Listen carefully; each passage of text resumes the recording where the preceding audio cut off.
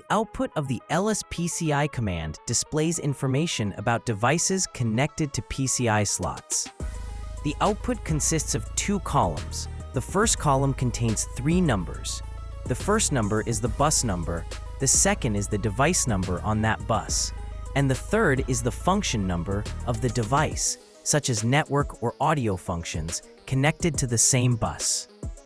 The second column contains a description of the PCI device, including the class code, vendor ID, and device ID, which are obtained from the PCI.IDs file.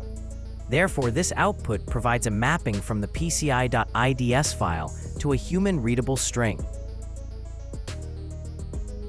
The file PCI.IDs is a text database containing a complete list of vendor IDs and device IDs for PCI/PCIe cards and hardware in Linux. When you run commands like lspci, this file is used to convert the numerical hardware identifiers into human-readable names.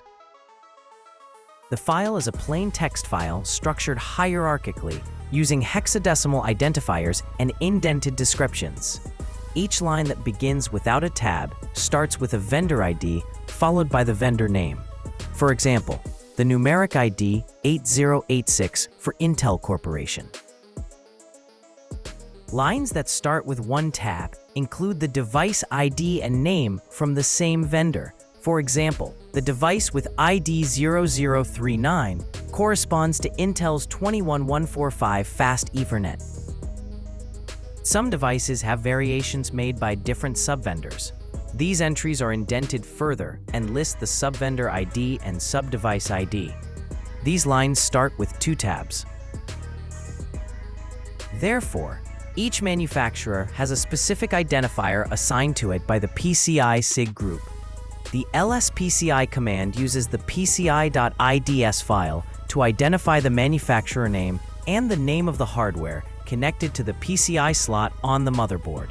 In the following, I will practically show you. When you run the lspci command, it displays information in two columns. The second column shows the vendor and device name connected to the PCI slot.